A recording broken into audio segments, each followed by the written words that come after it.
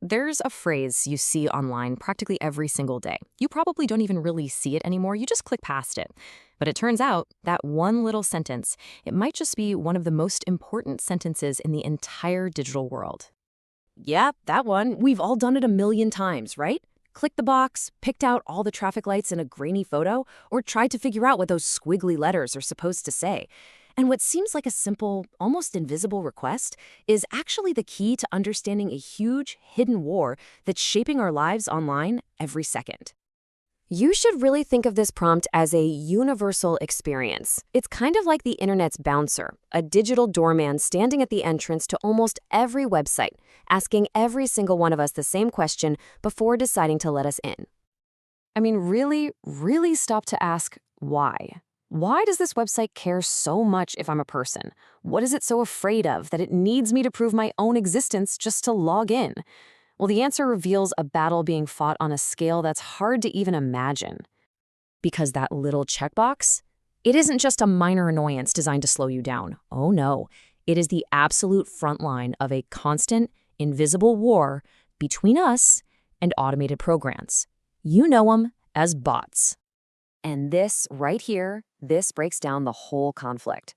On one side, you've got us, the humans. We're on the internet to browse, to learn things, to connect with people. And on the other side, you've got the bots. And they are built for entirely different reasons, mainly to spam, to steal data, and just generally to cause chaos. And that chaos, it comes in a lot of different flavors. We're talking about bots creating millions of fake accounts to spread misinformation. We're talking about them illegally scraping your personal data right off your social media profiles, or distorting things like online polls and product reviews. You ever try to buy concert tickets the second they go on sale and they're just gone? Yep, that's bots overloading the system for everyone else. So that simple little verification test is actually a digital fortress wall. It's one of the most critical security measures we have, protecting the entire internet from a never-ending army of these automated pests. So, how does this wall actually work? What's the secret? Well, the logic behind it all is based on this really simple, kind of brilliant idea called asymmetry. And here's the core principle in plain English. A human verification test, or a CAPTCHA as you've probably heard it called, is just a puzzle that's super easy for you and me, but in theory is incredibly difficult for a computer to figure out. The logic is actually just a simple four-step dance.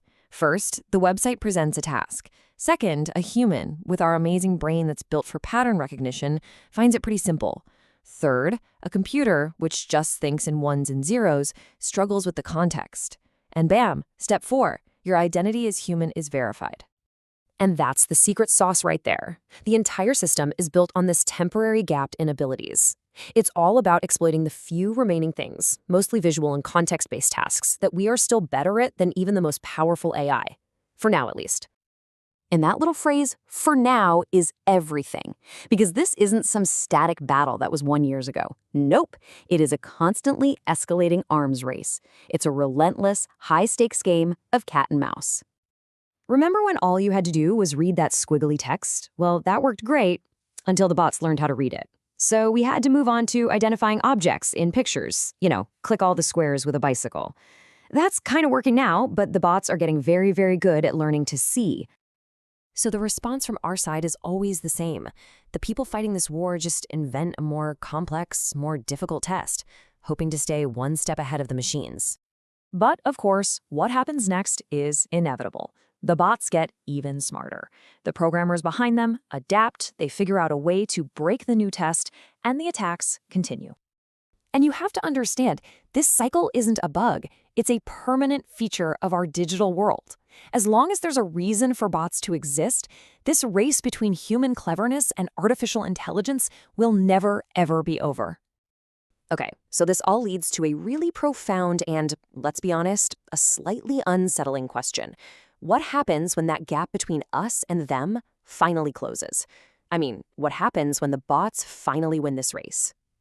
The reality is, as AI gets exponentially more powerful, the very line that these tests depend on, that clear difference between what a human can do and what a bot can do, it's starting to get fuzzy. It's blurring, and it is blurring fast.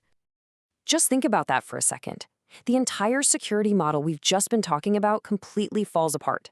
If a machine can read and see and understand context just as we can, then how in the world do you prove you're human? The whole conversation might have to change. Maybe it won't be about proving you are human, but proving you have a trusted identity, whether you're a person or a good bot working for one. And that's really where this is all heading. That simple, everyday phrase we see, verify you're human, is pushing us toward a massive technological and philosophical crossroads. Because if an AI can pass every single test we throw at it, the challenge isn't about building a better test anymore. It's about building a digital world where identity is based on trust and behavior, not just biology. It really forces us to ask a much bigger question. What does it truly mean to be human online?